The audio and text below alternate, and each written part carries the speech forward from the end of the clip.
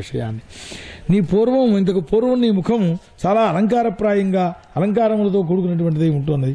ఇప్పుడు నేను అపరాధం చేశాను, నేను అడగకుండా వేటాడడం కోసం వెళ్ళిపోయినాను, నా మీద నీకు కోపం వచ్చినది, నన్ను అనుగ్రహించవలసింది అని చెప్పి వాడైనా సరే లోకంలో స్వరూపం అదే కదా. తన వశంలో ఉన్నటువంటి కామాతురుడైన పురుషుణ్ణి చూచి స్త్రీలు ఇట్లాగే ఉంటూ ఉంటారు అన్నారు. ఇది శ్రీమద్భాగవతే చతుర్థ సందే షడ్వింశోధ్యాయ. శ్రీకృష్ణార్పణమస్తు. శ్రీమృచరణారవిందాభ్యాం నమో నమః. హరయే నమః. హరయే నమః. హరయే. నారదో వాచా ఇత్తం పురంజనం సద్ధ్రియ శశమానీమై పురంజని మహారాజారే మే రమయతి పతిం. సరే, ఈ విధంగా ఆయన వశమైపోయినాడు. సరే, మళ్ళీ స్వీకరించింది. ఈ విధంగా అతన్ని ఆడిస్తూ ఉన్నదయ్యా ఆమె అన్నారు. ఈ విధమైనటువంటి స్వరూపంతో ఉంటుంటే నారదులు వారు చెబుతున్నారు, ప్రాచీనవర్హి ఈ విధంగా వాళ్ళ యొక్క సంసారం జరుగుతోంది. సరే, ఆమెను మళ్ళీ స్నానం చేసి అలంకారం చేసుకుని సుందరమైనటువంటి స్వరూపంతో వస్తే ఆనందించాడు ఆయన. ఏకాంతంలో రహస్య భాషణములు, మరి విజ్ఞానం అనేది ఒక్కటి, గత వివేక ఒక్క మాట వాడతారు వారు అక్కడ. వివేకం ఒక్కటి పోయింది. ఆ స్థితిలో దివారాత్రుల్ని లెక్క పెట్టకుండా ఆయుర్దాయానంతని గడుపుకున్నారు అన్నారు. ఈ విధంగా బ్రహ్మను కాని దానికి సంబంధించిన సాధనాన్ని కానీ తెలుసుకోలేని వాడై ఉన్నాడు, కామాసక్తుడై ఉన్నాడు. మొత్తం యవ్వనం అంతా గడిచిపోయింది, ఏదో సెకండ్లో విడిపోయినట్టుగా విడిపోయింది అన్నారు. క్షణార్థం అని వర్ణిస్తారు అక్కడ. సరే, ఆ తర్వాత ఆమెకు 11 పుత్రులు కలిగారు. ఇంద్రియముల యొక్క పరిణామములు అన్నారు, మార్పులన్నీ కూడా అని. సరే, ఆయుర్దాయం కూడా సగం వెళ్ళిపోయింది. ఆ తర్వాత అతడు పెద్దలకందరికీ కూడా కీర్తిని కలిగింపచేసేటటువంటి 110 మంది కన్యకలు పుట్టారు వారికి అన్నారు. అంటే ఇంద్రియ వృత్తులు ఏవైతే ఉన్నాయో ఒక్కొక్క దాన్ని మళ్ళీ 10గా విభాగం చేస్తే అని ఇట్లా చెప్పుకొచ్చినటువంటి స్వరూపాలు వాళ్ళందరూ అమ్మాయిలు అన్నమాట. సరే, ఆ అబ్బాయిలు ఈ అమ్మాయిలు వీళ్ళందరికీ పెళ్ళిళ్ళు అయ్యేటప్పటికి ఏమైంది అని కోడళ్ళు అల్లుళ్ళు వచ్చేసారు చక్కగాను. ఈ విధంగా ఉంటుంటే విషయభోగములతోటి వివాహాదులన్నీ చేశారు అన్నారు. భర్తలతో అంటే ఈ మనస్సులో కలిగేటటువంటి వ్యాపారముల వల్ల ఏ పదార్థములు కావాలనుకుంటున్నామో వాటిని సంపాదించుకోవడము అని అర్థం అన్నమాట. అదే అక్కడ భర్తలు. ఈ విధంగా జరిగిపోయిన తర్వాత వాళ్ళకి మళ్ళీ ఒక్కొక్కడికి ఒక్కొక్క 100 మంది పుత్రులు కలిగారు. పురంజన వంశం పంచాల దేశాల్లో బాగా వృద్ధి పొందేసింది అన్నారు. ఇలా పుత్రపౌత్రాదులతో వృద్ధి చెందిన వాడై, మమకారంతో కూడుకున్నటువంటి వాడై, ఆ తర్వాత ప్రాచీన నీలాగే అనేకములైనటువంటి యజ్ఞాలు చేశాడయ్యా, పశుమారకమైనటువంటి యజ్ఞాలన్నింటినీ కూడా చేశాడు అన్నారు. ఆ విధంగా చేసిన తర్వాత సరే, కొంతకాలం అయ్యేటప్పటికీ కుటుంబమునందే ఆసక్తి కలిగిన మనస్సు కలిగిన వాడైనా, మనస్సు బాగా ఇంకా కోరికలను కోరుకుంటే కోరుకోవచ్చు, కానీ శరీరానికి వృద్ధావస్థ అనేటువంటిది వచ్చేస్తుంది కదా, వృద్ధావస్థను పొందాడు. ఆ తర్వాత ఏమైందయ్యా అని చండవేగుడని ఒకడున్నట్ట, గంధర్వపతి, మహావేగం కలిగిన వాడు. ఎవరు? కాలస్వరూపుడు. కాలం అనేటటువంటి దాన్ని ఆపు చేయడం ఎవరికీ శక్యం కాదు కదా, అది జరుగుతుండే కాలం అట్లా నడుస్తూనే ఉంటుంది ఎప్పుడు కూడాను. కనుక వాడికి ప్రత్యేకంగా గంధర్వులు 360 మంది సేవకులు ఉన్నారు వాడికి. కాలస్వరూపం అంటే సంవత్సరం లెక్కేసుకోండి, దానికి ఉంటుండే అహోరాత్ర స్వరూపాలు చూసినట్లయితే 360. అంతమంది భార్యలు కూడా ఉన్నారు. శ్వేతస్వరూపులు, కృష్ణస్వరూపులు, గంధర్వులు అంటే పగలు రాత్రి అన్నమాట సేవికలు. ఆ చండవేగుడు అనేటువంటి వాడు మరి 720 మంది సైన్యాల్ని సేవకుల్ని వేసుకుని, అంటే దివారాత్ర స్వరూపంలో ఉంటుండేటువంటి విభాగాలు 360 2తో విభాగం చేస్తే పగలు రాత్రి అని అంతమంది సేవకుల్ని వెనకాల పెట్టుకుని ఈ పురంజనుని యొక్క పట్టణాన్ని హరించడం కోసం వచ్చాడు, దేహాన్ని పట్టుకుపోవడం కోసం వచ్చాడు. మామూలు మాటల్లో చెప్పాలి అంటే ఆ పంచశీర్ష 5 తలకాయలు కలిగిన ప్రాణం స్వరూపం ఉందిగా నగరపాలకుడు, వాళ్ళతోటి యుద్ధం జరిగింది. ఆ యుద్ధం 100 సంవత్సరాలు జరిగింది. అయితే బలమంతా క్షీణమైపోయింది. నగరపాలకుడు కూడా చాలా బాధను పొందడం ప్రారంభించాడు. ప్రాణవాయువులు కూడా నిలబడేటువంటి స్వరూపం లేకపోయిందన్నమాట. అప్పుడు ఈ పురంజనుడు మాత్రం అక్కడే ఉన్నాడు. ఆ సేవకులు ఎవరో పట్టుకొస్తుంటే అన్నం తింటున్నాడు. కూర్చుని లేచేటువంటి పరిస్థితి లేకుండా ఇతనున్నాడు. స్త్రీజితుడై ఈ భయం వస్తోంది అనేటువంటి విషయాన్ని చూడలేకపోయినాడు. ముసలితనం వచ్చేస్తున్నప్పుడు ఏం చేయాలి? కుర్రవాడికి రాజ్యం అప్పగించేసి ఏదో చెయ్యాలి. అవి లేకుండా ఉండిపోతే ఏమవుతుంది? ఇతడు కుర్రవాడైపోయినాడు, రాజ్యాధికారి లేడు, రక్షించేటువంటి వాడు. ఇతను మాత్రం కదలలేడు. వచ్చేటటువంటి భయాన్ని, భయము అంటే మృత్యువు అని చాలాసార్లు చెప్పుకున్నాం, దాన్ని చూడలేకపోతున్నాడు. ఓ రాజా, ఆ సమయంలో కాలకన్యక అని ఒక అమ్మాయి ఉన్నది. పాపం కాలపురుషుని యొక్క అమ్మాయి అన్నమాట. ఎవరు? ముసలితనం, జర అంటారు. పాపం ఆవిడికి చాలా వయస్సు ఎంతో లేదు, 99 ఏళ్ళే. అలాంటి స్వరూపంతో భర్తను వెతుక్కుంటూ బయలుదేరింది ఆవిడ. ఆవిడికి భర్త వివాహం కాలేదు పాపం, ఎవరికి పెళ్లి చేసుకుంటారు ముసలితనాన్ని. అందుచేత ఆవిడ బయలుదేరింది. ఎవరు కోరుకోకపోయేటప్పటికీ దుర్భగా అని ఆమెకు పేరు. అంటే సౌందర్యవతి అయితే శుభగా అంటారు, దానికి వ్యతిరేకం అన్నమాట. ఏదో ముక్కు ఇంత పొడుగు, చెవులు ఇలా కిందకి వేలాడిపోయేటటువంటి చాటలు, ఇలా ఏవేవో రూపాలు ఉన్నాయి ఆమెకు. ముసలితనం వస్తే వచ్చే రూపాలు అన్నమాట అవన్నీ కూడా. ఇట్లా ఉంటుంటే ఆవిడ కూడా తిరుగుతూ ఆవిడ ఒకప్పుడు నన్ను చూచిందయ్యా అన్నారు. నారదుడు చెప్పుకుంటున్నాడు ఆ మాట. నారదుడిని చూచిందిట. కామమోహితురాలై, అయ్యా నన్ను పెళ్ళెడతావా అంది. అనేటప్పటికి నేను బిబ్బే కదమ్మా, నేను బ్రహ్మచారిని అంటే ఓ శాపం ఒకటి పారేసింది ఆవిడ. నన్ను ఈ విధంగా నన్ను విముఖుడవై ఉన్నావు కనుక ఒక చోట్లో లేకుండా ఎప్పుడూ సంచరిస్తూ ఉండవు. పెళ్లి చేసుకోవడం పనికిరాదన్నావు కదా, పెళ్లి చేసుకుంటే ఒక గృహంలో హాయిగా ఉండవచ్చు, ఆ లక్షణం నీకు లేకుండా పోతుంది అని శపించేసింది అన్నారు. సరే, ఆవిడ నేనే ప్రేరణ చేశానమ్మా, యవనపతి ఉన్నాడు, ఆయన్ని చూసుకో నువ్వు అనని. ఈ యవనుల యొక్క పతి ఏనంటే, యవనులంటే మానసిక రోగాలు, శారీరక రోగాలు, ఆది వ్యాధులు, వాళ్ళ యొక్క పతి ఎవరయ్యా అంటే మృత్యువు. ఆయన్ని భర్తగా వరించింది ఆవిడ. సరే, ఆ భయుణ్ణి గురించి ఆమె చెప్పిన మాట ఏమిటయ్యా అంటే, నీవు నాకు సరి అయినటువంటి భర్తవయ్యా అని కోరుకుంటున్నాను. నన్ను నీవు చేసినటువంటి సంకల్పం వ్యర్థం కాదు. ఇప్పుడు కూడా ఎవరైతే పురుషుడు యాచించినటువంటి ద్రవ్యాన్ని ఎవడో అలాగే ఇచ్చేటటువంటి ద్రవ్యాన్ని స్వీకరించడో వీళ్ళిద్దరూ కూడా లోకంలో శోకింపదగిన వారు అని. అందుచేత ఆయన ఓ భద్రా నన్ను స్వీకరించు అని అడిగినది ఆవిడ. అంటే ఆ కాలకన్యక వాక్యాలను విన్నటువంటి వాడు, ఆ యవనేశ్వరుడైనటువంటి భయుడనేవాడు దేవగుహ్యము అనే ఒక కార్యాన్ని చెయ్యాలనుకున్నట్టవాడు. అంటే మరణం, దేవగుహ్యం ఎవరికీ తెలియదు కదా. దేవతలు మరణం ఎప్పుడు వస్తుందో ఎవడైనా ఎప్పుడైనా చెప్పగలరా అని అంటుంటారు కదా, అటువంటి స్వరూపం. అప్పుడు నవ్వుతూ అన్నట్టు ఒక కాలకన్యే, నేను జ్ఞానదృష్ట్యా మొత్తం అంతా కూడా చూసేశాను, నీకు నేను పతిని కాదు, ఈ లోకమంతా పతి అన్నారు. నువ్వు అమంగళకరమని కదా వీళ్ళందరూ కూడా అంగీకరించడం లేదు కనుక నువ్వేం చేస్తావంటే, మా సేన ఉన్నది, దీంతో సహా సంచరిస్తూ ఉండు. ఇట్లాంటి స్థితిలో ఉండగా లోకాన్నంతని కూడా హాయిగా అనుభవించు. ఇలా చేసినట్లయితే లోకమంతా కూడా నీకు ప్రభువే అవుతుంది అని. అంటే ప్రతివాడిని పట్టుకోవచ్చు హాయిగా, ఇబ్బంది ఏం లేదు కదా. నువ్వు ఒక్కతివి నా సైన్య సహాయంతో, అంటే ఏమిటి, మృత్యువు రాబోయే ముందు ఏదో ఒక ఈ ఆది వ్యాధులలో ఏదో ఒకటి ప్రవేశించి తద్వారా వాడికి మృత్యువు వచ్చిందయ్యా అని లోకంలో అనుకునేటటువంటి విధానం అన్నమాట. ఈ సైన్యంతో సహా సంచరించు. ముందు సైన్యం ప్రవేశిస్తుంది లోపల. ఆ తర్వాత నాకు ప్రజ్వారం అనేటటువంటి ఒక సోదరుడు ఉన్నాడు అన్నారు. ఇది వైష్ణవ జ్వరం, శైవజ్వరం, వైష్ణవ జ్వరం అని రెండు ఉన్నాయి. అతను నాకు సోదరుడు. నువ్వు నాకు చెల్లెలుగా ఉండు, భార్యగా కాదు. లోకమంతా నీకు భర్తగా ఉంటుంది కదా కనుక మీ ఉద్దరితోటి అటు ప్రజ్వారుడు ఇటు జర ఈ రెండింటితోటి కూడుకున్నటువంటి వాడిని నేను లోకంలో రహస్యంగా సంచరిస్తూ ఉంటాను అన్నట్ట.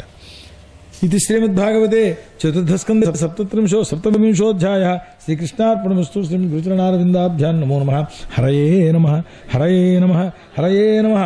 నారదోవాచ ఏనికాభైనాం నో ఏ బర్హిష్మన్ దిష్టికారిణః ప్రజ్వార కాలకన్యాభ్యాం విచేరు రవణీమిమాహాం. ఈ విధంగా మొత్తం ఈ చెప్పబడిన సంఘం అంతా కూడా లోకంలో తిరుగుతుందన్నమాట. వాళ్ళు వచ్చి ఈ పురంజన పట్టణాన్ని అడ్డుపెట్టేసేశారు. ఆ తర్వాత ఈ కాలకన్యక బలాత్కారంగా పురంజన పట్టణాన్ని స్వాధీనం చేసేసుకున్నది భక్తవతి. ఆ తర్వాత ఆమె చేత ఆమె చేత ఆక్రమింపబడినటువంటి పురుషుడు ఏమవుతాడయ్యా అని నిస్సారుడవుతాడు అన్నారు. ఒకటే మాట. ఈ కాలకన్య చేత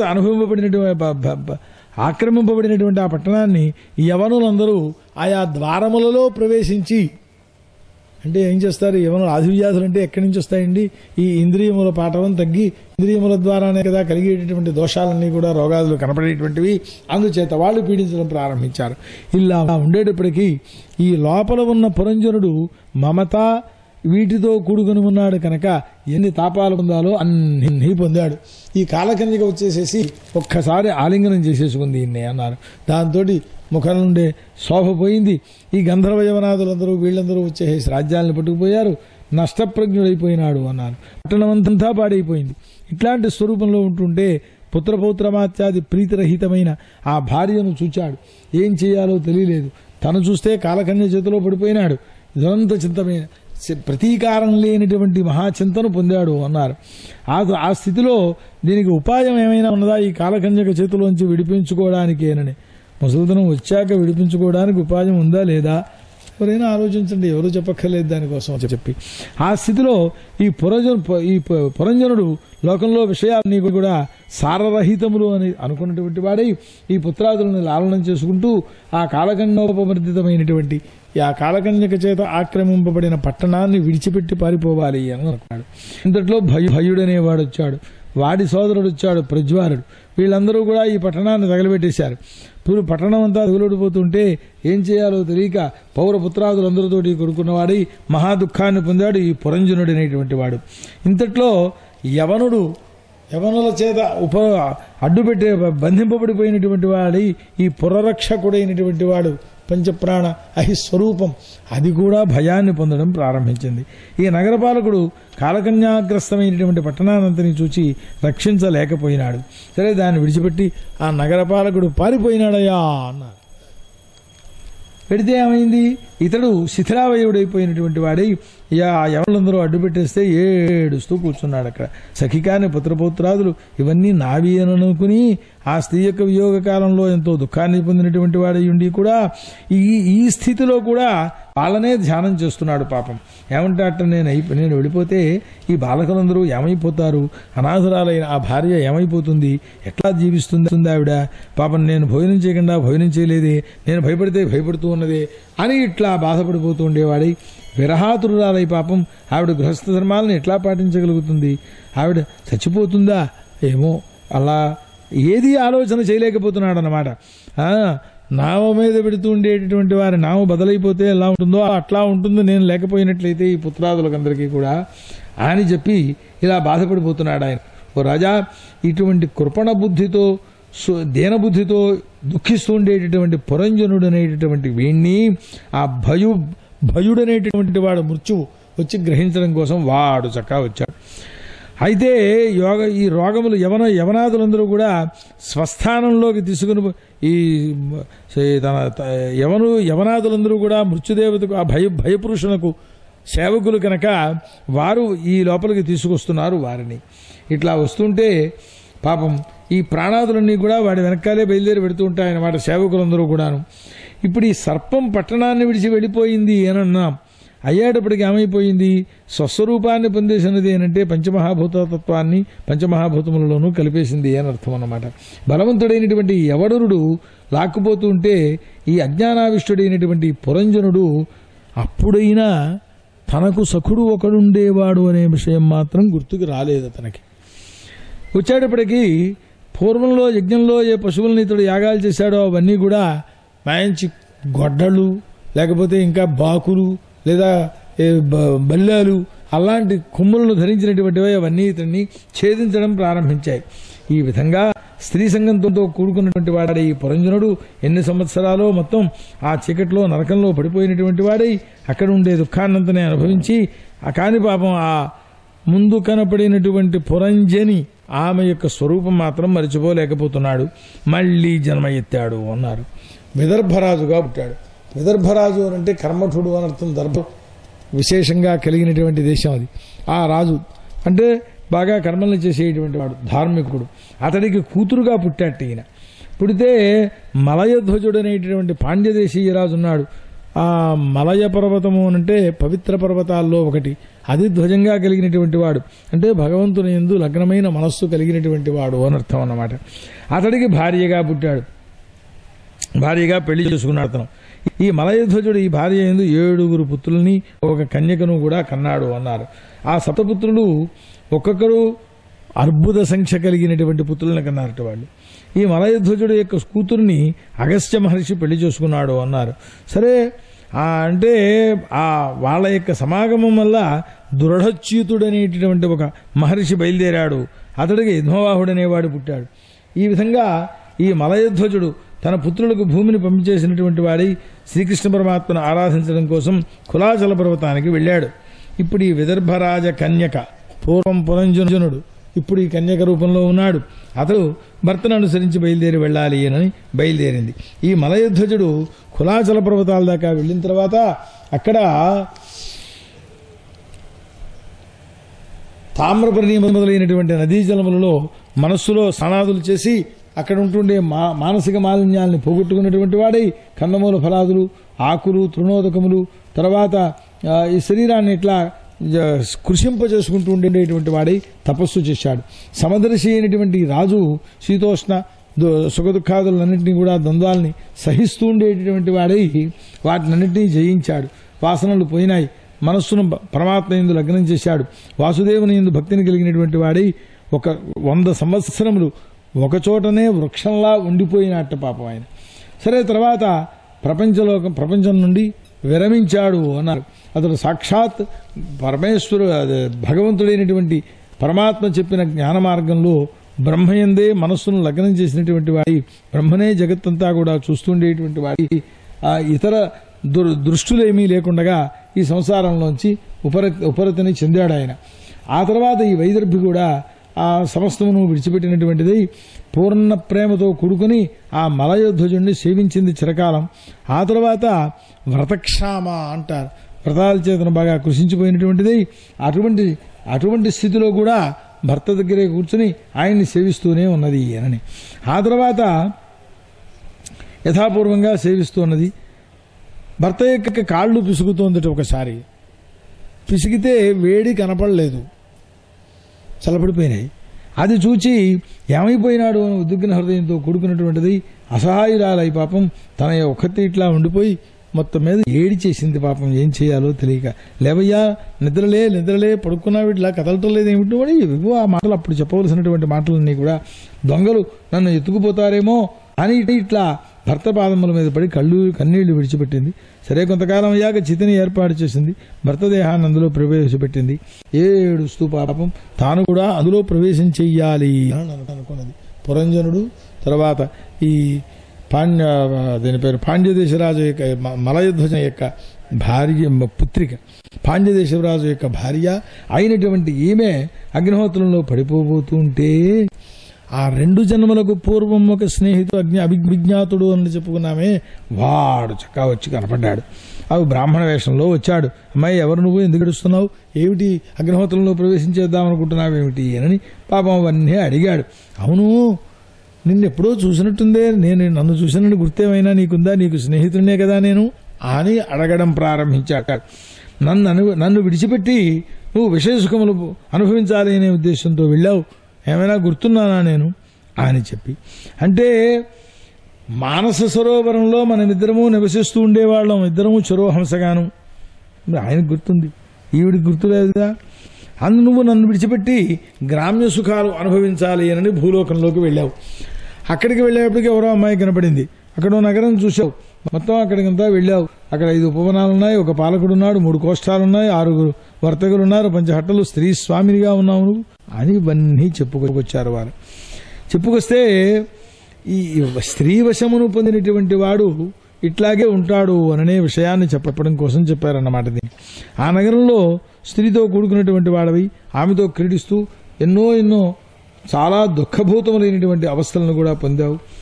నువ్వు విదర్భరాజపుత్రికవు కాదమ్మా, ఇతడు నీ యొక్క భర్త కాదు.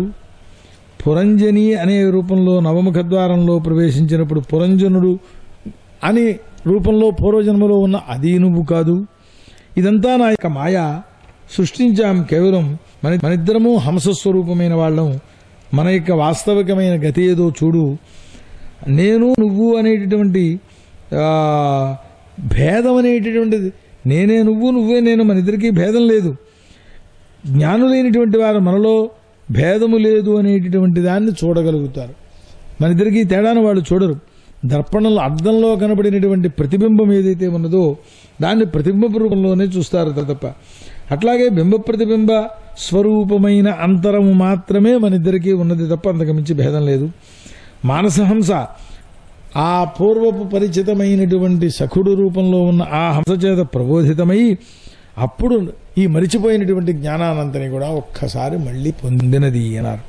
నారదులు వారు చెబుతున్నారు, ఓ బర్హిష్మంతుడా, ఇది అధ్యాత్మ జ్ఞానాన్ని నీకు నేను రాజకథా రూపంలో పరోక్షంగా చెప్పానయ్యా అన్నారు. ఎందుకంటే పరోక్షంగా చెప్పడం ప్రత్యక్షంగానే చెప్పేయచ్చు కదా అంటే అలా కాదు. ప్రత్యక్షంగా మాట్లాడితే కొన్ని పనులు బాగుండవు. పరోక్ష ప్రియా ఇవ హి దేవాహ, దేవతలు ఇప్పుడు పరోక్షంగా ఇండైరెక్ట్ స్పీచ్ అయితేనే బాగుంటుంది తప్పిస్తే వాడు చూడంటాడు కన్యే కామయమానమ్మా నత్తం కామజసే కథం అన్నట్టు, నిన్ను కోరుకుంటున్నాను నన్ను ఎందుకు కోరుకోవే పిల్ల అన్నాడు. బా, వినడానికి కటువుగా ఉంది కదా ఆ మాట. ఆ ప్రేమాభిప్రాయం వ్యక్తం చేసినా దానికి ఒక పద్ధతి ఉండాలి తప్ప హరోహరణ పెడుతూనే కన్యే కామయమానంతో నత్వం కామజసే కథం, అందుకని పరోక్ష స్వరూపంలో చెప్పామయ్యా అన్నారు. ఎందువల్ల అని విశ్వభావనుడైనటువంటి పరోక్ష ప్రియోదేవో భగవాన్ విశ్వభావన. వేదములు కూడా పరమాత్మను పరోక్ష మార్గంలోనే చెప్పాయి కదా, అందుచేత. ఇది శ్రీమద్భాగవతే చతుర్థ స్కంధే 8వింశతితమోధ్యాయ. శ్రీకృష్ణార్పణమస్తు. శ్రీమద్గురుచరణారవిందాభ్యాం నమో నమః. హరయే నమః. హరయే నమః. హరయే నమః. ప్రాచీన బహిర్వాచ భగమోస్తే వచోస్మ భిన్నసంయోగమజతే కవయస్తుద్యానందనవయం కర్మమోహితాః. అయ్యా, ఇందాక నేను చెప్పిన పురంజనుడు అంటే జీవుడు, ఆ పురంజని అంటే బుద్ధి, ఈ పదాలు నేను చెప్పిన ఒక్కసారి మరిచిపోయి ఆ పురంజనుడు పురంజని ఆ కథ మాత్రమే దృష్టిలో పెట్టుకుంటే మనకి ఇది ఏమైనా అర్థమైనట్ట ఇప్పుడు అని అదే మాటలు అడిగాడు ఆ ప్రాచీన బృహి కూడా. నాయన నువ్వేదో చెప్పావు, జ్ఞానులు అయితే తెలుసుకోగలుగుతారు, నేను మాత్రం ఎలా తెలుసుకోగలుగుతాను, కాస్త వివరణ చేసి చెప్పను అయినా, పైగా ఇదేదో జరిగిన కథ కాదు నేను కల్పించి చెప్పాను అని చెప్పావు కదా అని అంటే నారదుడు చెబుతున్నారు, పురంజనుడు అంటే జీవుడు అనుకోవయ్యా. లోకంలో ఏక ద్వి త్రి చతుష్ బహు అపాద రూపంలో ఉండేటువంటి శరీరాలు ఉన్నాయి.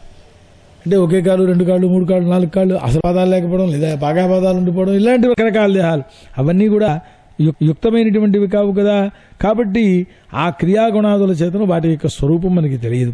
అవిజ్ఞాతుడైనటువంటి సఖుడు అంటే ఎవరు? ఈశ్వరుడు అన్నమాట. ఈశ్వరుడు జీవుడు రెండూ ఓ చోటే ఉంటున్నాయి. ఉండడం ఏమిటి, రెండూ ఒకటే. అసలు ఈ ఉపాధి భేదం చేత ఆ ఇబ్బంది వచ్చింది అని.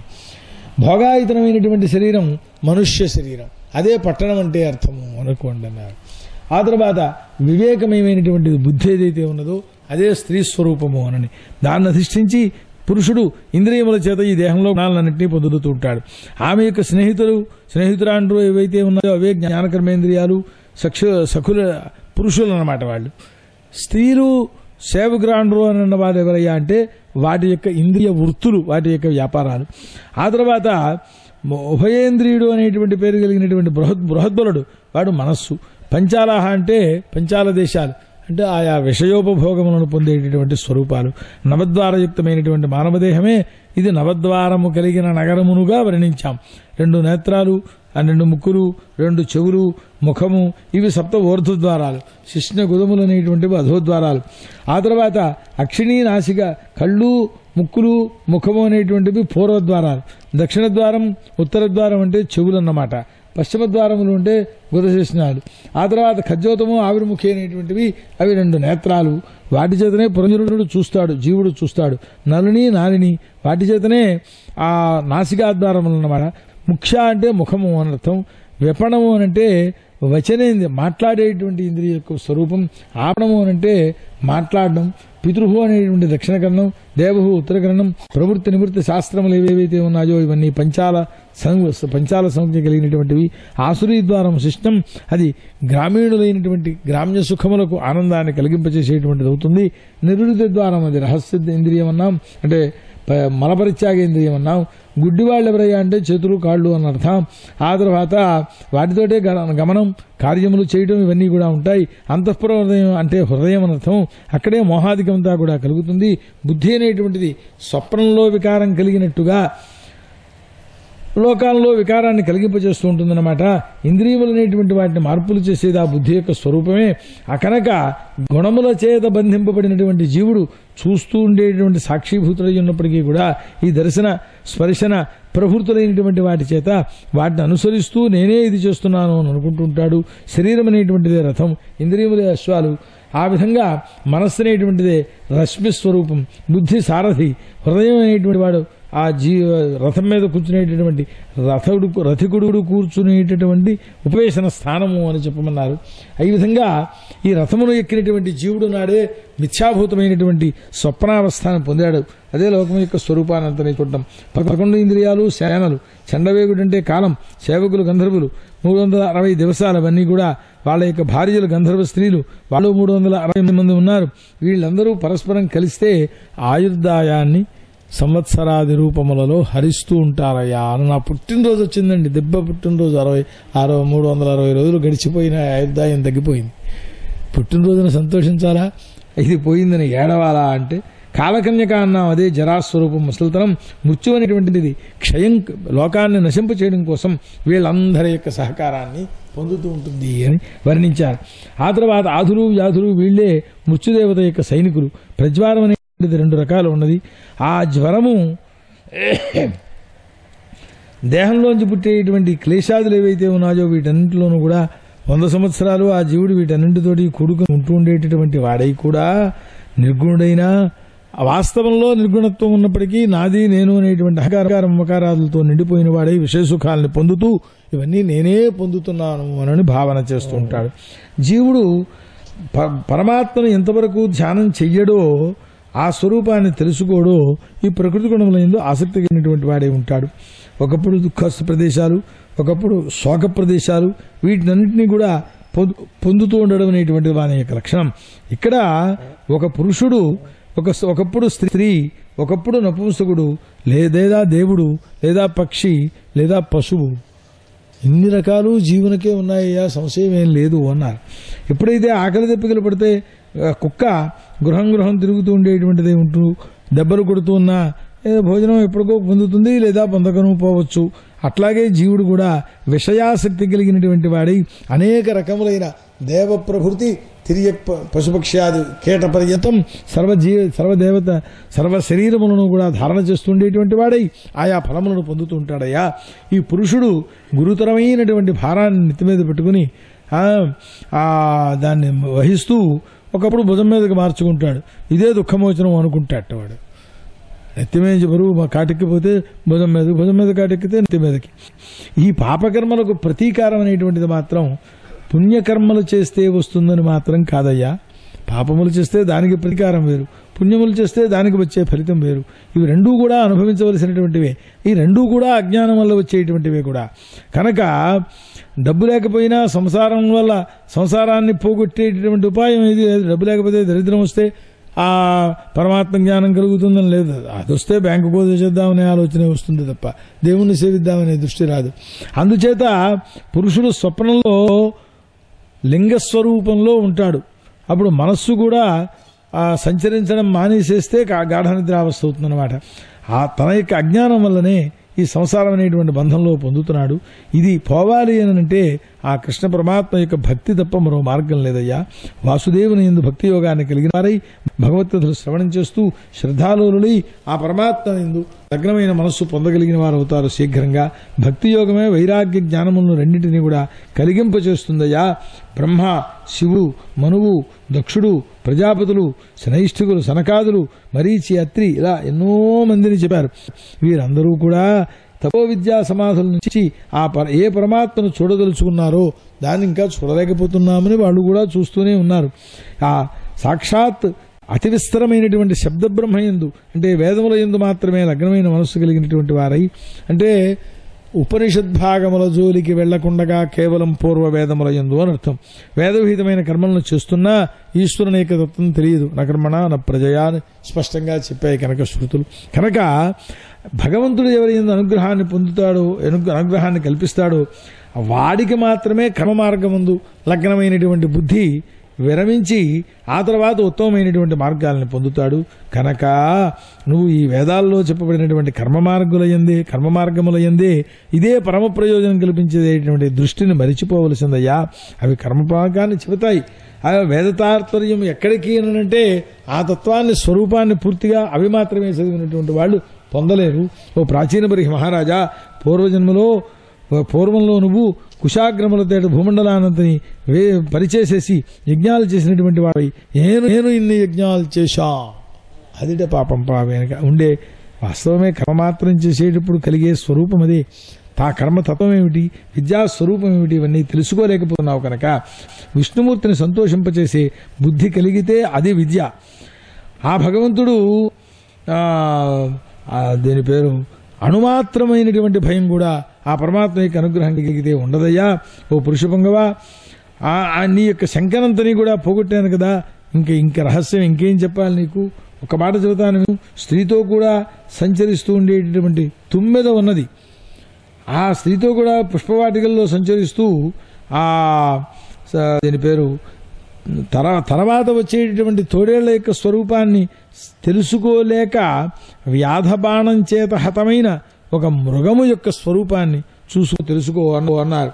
ఇది ఆ మృగం అంటుందట, ఓ రాజా, సుకుమారులైనటువంటి స్త్రీల యొక్క ఆశ్రమంలో సంచరిస్తూ కామ్యకర్మల వల్ల వచ్చే పరిణామాన్ని ఈ జిఫ్ఫా, శిష్ణం మొదలైనటువంటి వాటి చేత సుఖలేశమును వెతుక్కుంటూ స్త్రీపుత్రాదులు మాట్లాడుతుండే మాటలను చూచి అబ్బా ఎంత మా అబ్బాయి ఎంత బాగా మాట్లాడుతున్నాడో అనుకుంటాట. సంటి పిల్లవాడు కొత్తగా మాటలు వచ్చేటప్పుడు నన్ను అంటాడు వాడు.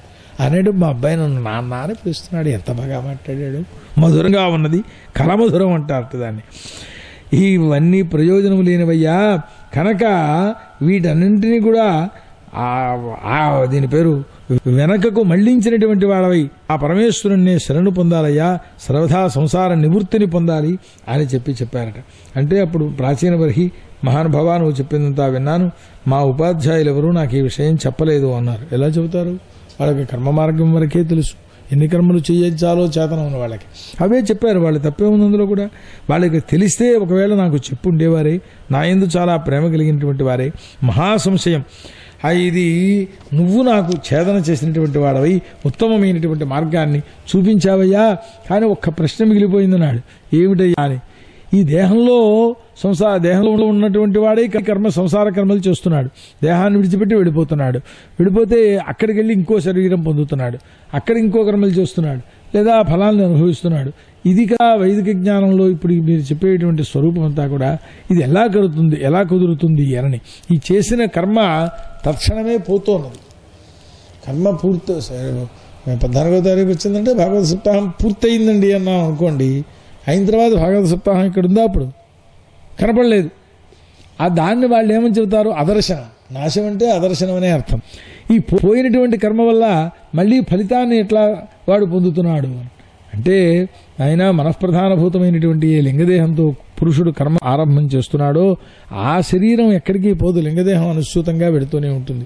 అంగుష్ఠమాత్ర పురుష అని ఈ పంచజ్ఞానేంద్రియ, పంచకర్మేంద్రియ, మనోబుద్ధి, అహంకార రూపంతో కూడుకున్న జీవుని యొక్క స్వరూపం అంతా కలిపితే ఈ బాహిరమైన పంచభూత మయమైనటువంటి ఈ శరీరాన్ని పక్కన పెట్టేస్తే ఆ లింగదేహం అంటారు దాన్ని. ఆ లింగదేహంతో ఎక్కడికెక్కడికి అయినప్పటికీ కూడా సంచరిస్తూ ఉంటాడు.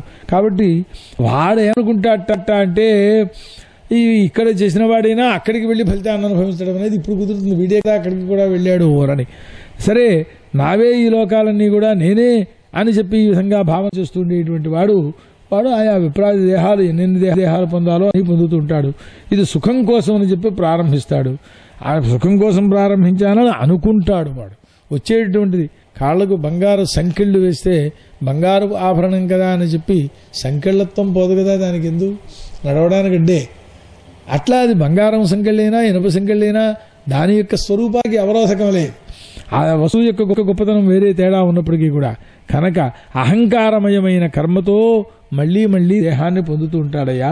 ఇది జ్ఞానేంద్రియ, కర్మేంద్రియ చేష్టలు ఏవైతే ఉన్నాయో వాటి చేత చిత్తాన్ని తెలుసుకోవడం కుదురుతుందన్నమాట. చిత్తవృత్తుల వల్ల పూర్వజన్మలో చేసినటువంటి పుణ్యపాపాత్మక కర్మలని అనుమానం చేయడం కూడా శక్యమవుతుంది అని. ఈ శరీరంతో కొన్ని వినని చూడని పదార్థములను అనుభవం చేస్తూ ఉంటాడు, అనేక రకములైన ప్రకారములను వింటూ ఉంటాడు. ఇవన్నీ కూడా ఒక్కొక్కప్పుడు ఏమీ తెలియనివి కూడా స్వప్నంలో మనోరాజ్యాదుల యందు కూడా మనస్సు ప్రసరిస్తూ ఉంటుంది. మహారాజుగా అయిపోతాడు వీడు. ఎక్కడి నుంచి వచ్చాయి ఇవి అంటే పూర్వవాసనలను ఆశ్రయించి ఎప్పుడో మహారాజు అయ్యున్నాడు, ఆ వాసన ఉండిపోయింది, కల్లోకి వచ్చింది. ఇప్పుడు మహారాజ్యాలు లేకపోయినప్పటికీ కూడా కనుక ఎలా అయితే లోకంలో సత్వైకనిష్టమైనటువంటి భగవచ్చింతనం తత్పరమైన హృదయం కలిగినటువంటి వానికే కనపడుతుంది. అది జగత్తును సంయోగం పొంది ఉన్నది అని భాషిస్తూ ఉంటుంది. వాస్తవమైనటువంటి దృష్టిలో చూసినట్లయితే చంద్రుడుని రాహువు మింగేశాడయ్యా. రాహువు మింగేయడం ఏదో వెళ్ళడం, దాన్ని మింగేయడం ఏం లేదు, మధ్యలో అడ్డుపడ్డాడు, మనకి కనపడలేదు. అది దాని చేత రాహు సంయుక్తం అయిపోయిందయ్యా అని చెబుతూ ఉంటాం. న్యాయంగా చెప్పాలంటే చంద్ర మండలానికి రాహు మండలానికి దూరం చాలా ఉన్నది అని. సరే, ఈ విధంగా చూస్తుంటే స్వప్నమూర్ఛాది మహాజ్వరాజ్యవస్థలు ఏవైతే ఉన్నాయో ఇవన్నీ కూడా ఇంద్రియములు అతివ్యాకులమైపోయినటువంటి స్వరూపంలో కనబడుతుంటాయి. అప్పుడు కూడా సూక్ష్మ స్వరూపంలో నేను ఉన్నాను అనేటటువంటి భావన మాత్రం వాడికి ఉంటూనే ఉంటుందిట. ఉంది కానీ స్పష్టముగా నేను యొక్క స్వరూపం ఏది అనేది తెలుసుకోలేకపోతాడు. అమావాస్య నాడు చంద్రుడు ఉన్నాడా లేడా? 16 కళలు కదండి. అమావాస్య నాడు ఏకకళావశిష్ఠుడై ఉంటాడు, ఉన్నాడు. ఆఖరికి పాడ్యమి నాడు చతుర్దశి నాడు కూడా కనపడతాడు సరిగ్గా చూడగలిగితే. ఈనాడు మాత్రం మనకి చంద్రదర్శనము అని అంటున్నాం. అమావాస్య నాడు కూడా ఎక్కడికి పోలే, ఏకకళావశిష్ఠుడై ఉన్నాడు. కానీ ఈ నేత్రాలతో చూచే భాగ్యం లేదు, అందుచేత కనపడ్డు. లేదా సూర్యుడు పూర్తిగా అడ్డుగా ఉన్నాడు కాబట్టి కనపడటం లేదు అని. అది ఉన్నప్పటికీ కూడా కళలు పుష్టిగా లేకపోయినందువల్ల కనపడటం లేదో అదేవిధంగాను తరుణుడైనటువంటి యువకుడైనటువంటి వాడు ఏకాదశ ఇంద్రియముల చేత బాగా స్పృశింపబడిపోయినటువంటి వాడి ఇందులో బాల్యంలో అహంకారం నేను అని అనుకోవడం మాత్రం అక్కడ కనపడుతూ ఉంటుంది. అది బాల్యమా, గర్భంలో ఉన్నప్పుడా, ఇంద్రియములు అసంపూర్ణములు కనుక అప్పుడు నేను అనే భావన అట్టే పైకి ప్రకాశించకపోవచ్చు గాక. అది కేవలం జాగ్రత్త అవస్థలో ఉన్నటువంటి వాడు కలలో కనబడినటువంటి శిరశ్ఛేదాద్యనుభవములను నేను అనుభవించాను అని అంటున్నాడు కదా. అంటే కలలో కూడా వీడే ఉన్నాడా లేదా కొత్తవాడు ఎవడైనా వచ్చాడా? వాడే ఇప్పుడు జాగ్రత్త అవస్థలోనూ ఉన్నాడు. శరీరాలు మాత్రం అది మానసిక శరీరాలు, ఇవి భౌతిక శరీరాలు, తేడా అంత మాత్రమే. కనుక లింగ శరీరంతో సర్వజీవులు కూడా అన్ని రకములైన శరీరాలని పుచ్చుకుంటూ ఉంటారు, మళ్ళీ విడిచిపెడుతూ ఉంటారు. అందులో హర్ష శోక భయ దుఃఖములన్నీ కూడా ఈ వీటి వల్లనే పొందుతూ ఉంటాడనమాట. తృణజలుక గడ్డి జలగా అది ఇక్కడి నుంచి ప్రారంభించి తర్వాత ఉండే గడ్డి మీదకి ఆనుకుని అప్పుడు ఈ భాగాన్ని లేవతీస్తుంది. అంతేగాని అది దొరికే వరకు ఈ పూర్వాన్ని విడిచిపెట్టదు. అట్లాగే ఇంకో దేహం కనపడే వరకు ఈ దేహాన్ని విడిచిపెట్టి వెళ్ళిపోదు అన్నమాట. ఆ దేహంలోకి వెళ్ళాక అక్కడి నుంచి బయలుదేరుతూ ఉంటుంది. ఈ విధంగా మరణోన్ముఖుడైనటువంటి జీవుడు కూడా అన్యదేహ ప్రాప్తిని విచారణ చేస్తూ ఉంటాడు. పూర్వదేహాభిమానం విడిచిపెట్టదు అని మొన్న చెప్పారు కదా, నిన్న పొద్దున్న దేహాభిమానం. అది అంత దారుణమైన స్థితి ఇంకొకటి లేదు. నరకాల్లో ముక్కల కింద నరికేసేసి వేయించేస్తున్నా ఈ దుఃఖం పోవాలంటే అదే తప్ప ఈ దేహం వదిలేస్తానని మాత్రం ఎవడో అండట. అన్ని దుఃఖాలు అనుభవిస్తూ ఉన్నప్పటికీ కూడా దుఃఖ పరంపరే తప్ప. అది కనుక మనస్సు అనేటువంటిది ఒక్కడికే బంధమోక్షములకు కారణభూతమైనటువంటిది. కనుక కర్మాసక్తమైనటువంటి స్థితితో ఉన్నంత వరకు అవిద్యలో ఉన్నటువంటి వాడికి ఈ బంధం అనేటటువంటిది ఉంటూనే ఉంటుంది. కర్మ నివృత్తి కావాలి. అది ఈశ్వరుణ్ణి చూస్తేనే ఆ పరమాత్మ స్వరూపాన్ని జగత్తంతా చూడగిన వాడికి మాత్రమే కలుగుతుంది. కనుక మైత్రేయుడు చెబుతున్నారు, ఓ విదురా, దీని పేరు నారద మహర్షి ఆ పరమాత్మను సేవించవయ్యా అని ఆ ప్రాచీన బర్హికి ఈ జగత్తు యొక్క సృష్టి స్థితి సంహారకర్త అయినటువంటి పరమాత్మ యొక్క స్వరూపాన్ని ఆయన ఉపదేశం చేశాడు. మైత్రేయుడు చెబుతున్నారు, భగవద్భక్తులలో ముఖ్యుడైనటువంటి నారదుడు ప్రాచీన బర్హి అనే రాజునకు ఈ జీవేశ్వరుల యొక్క గమన స్వరూపం ఎట్లా ఉంటుందో దాన్నంతని కూడా ఇట్లా చెప్పినటువంటి వాడై ఆయన సిద్ధలోకానికి వెళ్ళిపోయినాడు ఆయన అనుమతి తీసుకుని. ఈ రాజు కూడా ప్రజారక్షణ కార్యం, ప్రజా పరిపాలనలో పుత్రులను అప్పగించేసినటువంటి వాడై ఆ వీరుడు నారాయణుని సేవిస్తూ చివరికి భగవత్ సామ్యాన్ని పొందాడయ్యా. ఓ దేవర్షి అయినటువంటి నారదుడు చెప్పిన ఈ గీతం ఇది అధ్యాత్మ పారోక్ష్యమని, దీన్ని విన్నా ఇతరులకు వినిపించినా వారికి లింగ శరీర బంధము కూడా పోతుంది అన్నారు. లింగ శరీర ముక్తి ఇప్పుడే పోతుందంటే ఎవరో మనం కాలాంతరంలోనే. ఆ తర్వాత నారదముఖంలోంచి వచ్చినటువంటి ఈ ముకుంద కీర్తి, పరమాత్మ యొక్క కీర్తి, ఈ ఆఖ్యానం ఎవరైతే చదువుతారో వాళ్ళు సమస్త బంధనముల నుంచి కూడా విముక్తి పొందినటువంటి వారలై సంసార భ్రాంతి లేకుండా ఉంటారయ్యా అన్నారు. ఓ విదురా, ఇది అధ్యాత్మ యోగం. పరోక్ష విధయా చెప్పబడినటువంటి అధ్యాత్మయోగం అన్నమాట. ఆ గురువుల యొక్క సకాశం వల్ల, గురువుల యొక్క అనుగ్రహం వల్ల నేను పొందగలిగానయ్యా, నాకు చెప్పారు. కనుక ఈ కర్మఫలభోగం అనేటువంటిది ఎట్లా జరుగుతుంది అనే సంశయం కూడా చిన్నమైపోయింది కదా అన్నారు. ఇది శ్రీమద్భాగవతే చతుర్థ స్కంధే एकोनत्रिंशोऽध्यायः श्रीकृष्णार्पणमस्तु श्रीकृष्णारविन्दाभ्यां नमो नमः हरये नमः हरये नमः हरये नमः विदुरोवाच ये त्वया भीता ब्रह्मन् सुताः प्राचीनवर्षिषः ते रुद्रगीतेन हरिं सिद्धिं बाहुः प्रतोष्यकाम् ఏమయ్యా సరే ఈ ప్రాచీన బర్హి యొక్క కొడుకులు 10 మంది ఉన్నారు రుద్రగీతాన్ని గానం చేశారు వాళ్ళు కేవలం అట్లా 10 సంవత్సరములు అట్లా ఉండిపోయినారు అని అన్నారు కదా వాళ్ళ పరిస్థితి ఏమిటి అని వాళ్ళు మైత్రేయుడు చెబుతున్నారు వాళ్ళుట 10 ఇందాక 10,000 సంవత్సరములు అనుకుంటాను ఆ 10,000 సంవత్సరములు ఈ తపస్సు చేస్తే గరుడారూఢుడై ఆ పరమాత్మ వీళ్ళ దుఃఖాన్ని పోగొడుతుండేటువంటి వాడై ప్రత్యక్షమయ్యారు కనబడి అందరూ నమస్కారాలు చేసిన తరువాత వాళ్ళ ఎదురుగుండా ఆవిర్భవించి కళ్యాణమస్తువునని మీ మనోరథ సంతోషం తీరుస్తామయ్యా వరం కోరుకోండి అన్నారు మీ యొక్క సుహృద్భావన చేత నేను సంతుష్టుని ఉన్నాను ప్రతిరోజు సాయంకాల సంధ్యాకాలములలో ఎవరైతే ఈ చెప్పబడిన రుద్రగీతాన్ని స్మరిస్తారో మిమ్మల్ని ప్రచేతసులను స్మరిస్తారో వాళ్ళందరికీ కూడా సోదరులందరూ ఇందు ఆత్మసామ్యం కలుగుతుంది సోదరుల్లో దెబ్బలాటలు రావు స్వస్థచిత్తులైనటువంటి ప్రాణులు సాయం ప్రాతకాలంలో ఈ రుద్రగీతంతో నన్ను స్తోత్రం చేసినట్లయితే వాళ్లకు కావలసినటువంటి వరములనన్నింటినీ మంచి బుద్ధిని కూడా ప్రసాదిస్తానయ్యా మీరందరూ సంతోషంతో కూడుకుని తండ్రి గారి యొక్క ఆజ్ఞను పరిపాలన చేయాలనే ఉద్దేశంతో ఈ ఉచ్చమైనటువంటి కీర్తిని పొందుదురు గాని మీరు మీ యొక్క కీర్తి లోకమంతా వ్యాపిస్తుంది అయితే మీకు సాక్షాత్ బ్రహ్మదేవుని వంటి ఆ గుణములతో కూడుకున్నటువంటి ఒక్క పుత్రుడు కలుగుతాడయ్యా 10 మందికి అన్నారు ఆత్మసంతతితోటి అతడు 3 లోకాలని కూడా పూరించేస్తాడు మీకు కలిగేవాడు ఒకడే కానీ వాడి వల్ల మాత్రం 3 లోకాలు నిండిపోతాయి అంతటి సంతానాన్ని పొందుతాడు అని వరం ఇచ్చారట వారు ఆ తర్వాత మీ అందరికీ కూడా సమాన ధర్మస్వభావములు మీరందరికీ ఒకే స్వభావం కలిగి ఉన్నారు మీరు మీ అందరితోటి సమానమైన ధర్మస్వభావాలు కలిగినటువంటి ఒక్కతే భార్య అవుతుందయ్యా 10 మందికి కూడాను అని ఆ తర్వాత ఆమెతో కూడుకున్నటువంటి వారిని మీరు దేవతల ప్రమాణంతో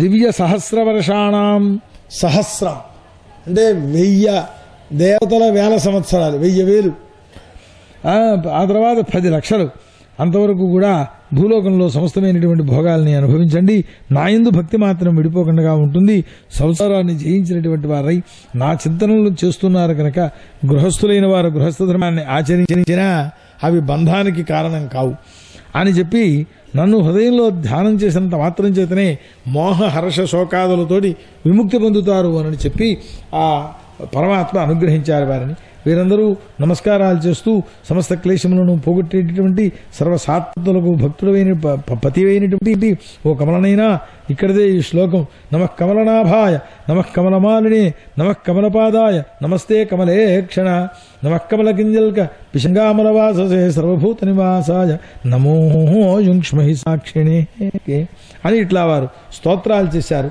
ఈ దీనులయందు పరమాత్మ మనవారు అనుకునే భావనను పొందుతారట భక్తి అనేటువంటిది అట్లాంటి స్థితిని కలిగింపచేస్తుంది ఓ మహానుభావ సర్వప్రాణుల యొక్క హృదయంలోనూ ప్రకాశిస్తూ ఉండేటువంటి వాడవైనప్పటికీ కూడా నీవు అందరి యొక్క భావాన్ని ఎరిగినటువంటి వాడవై ఉండి కూడా ఏదో లోకంలో నాయనా నీకేం వరం కావాలి అట్లా అడుగుతుండడం ఇవన్నీ కూడా జరుగుతుంటాయి మాకు నీ యొక్క అనుగ్రహం కావాలి మేము నీ అనుగ్రహమును మాత్రమే మేము కోరిన వరముగా చెబుతున్నాము అన్నారు అయినా ఒక వరం కావాలి నీ యొక్క విభూతులు ఎన్నున్నాయో వాటికి అంతం లేదు కనుక నువ్వు అనంతుడవు అని పేరు పెట్టారు నీకు అయితే భ్రమరం కల్పవృక్షం దగ్గరికి వెళ్ళిన తర్వాత అక్కడే మకరందాన్ని ఆస్వాదించేసిన తర్వాత 9 మరో వృక్షం దగ్గరికి వెళ్ళదు అట్లాగే నీ చరణమును పొందినటువంటి మేము ఇంకా వేరేని పొందాలి అని కోరుకోవటం లేదు కాబట్టి నీ చరణకమలముల యందు మా భక్తి నిరంతరముగా ఉండేటట్లుగా అనుగ్రహించవలసింది అని ఎన్ని జన్మలెత్తినా అభ్యంతరం లేదు ఇది మాత్రం విడిచిపెట్టకూడదు మాకు అని కోరుకున్నారట ఎందుకంటే పరమేశ్వరుని కథలను వింటే వైరాలు పోతాయి ముక్తశృంగులైనటువంటి మహర్షులు కూడా ఆ పరమేశ్వరుని యొక్క భక్తితో కథలను వింటూ ఉంటారు వాళ్ళు స్తోత్రాలు చేస్తూ ఉంటారు లోకంలో పవిత్రత కోసమని తీర్థాలకు వెడుతూ ఉంటారు ఆ వెళ్ళినప్పుడు ఆ మహాత్ముల యొక్క సమాగమం అనేటువంటిది కలుగుతూ ఉంటుంది శివుడు ఒక క్షణకాలం మాతో తోవలో కలిశాడు ఎంతటి వాళ్ళమయ్యాం మేము సాక్షాత్ నారాయణుని చూడగలిగిన వాళ్ళం ఏదో 10,000 సంవత్సరాలు తపస్సు చేశాక 10,000 సంవత్సరాల లెక్కే ఉందయ్యా. మహాకాల స్వరూపంలో చూసినట్లయితే ఈ ఎప్పటికప్పుడు ఆ దేహంతో కూడుకుని అదే అనుకుంటే ఏమవుతుందన్నమాట అని. ఎవరైతే తపస్సు చేస్తే ఆ తపస్సుంతా నీకు ప్రీతిని కలిగింపజేసేటువంటిదే అవ్వాలి. స్వాధ్యాయం కానీ ఏదైనప్పటికీ కూడాను అన్ని మనువు స్వయంభూ అయినటువంటి బ్రహ్మ, భగవంతుడు, శివుడు వీళ్ళందరూ కూడా శుద్ధచిత్తులైనటువంటి మహర్షులు వీరందరూ కూడా నీ యొక్క పారాన్ని తెలుసుకోలేకపోయే వాళ్ళు ఉండి కూడా నిన్ను స్తోత్రం చేస్తున్నారు. కాబట్టి మా బుద్ధి కొలది మేము కూడా స్తోత్రం చేశామయ్యా అన్నారు.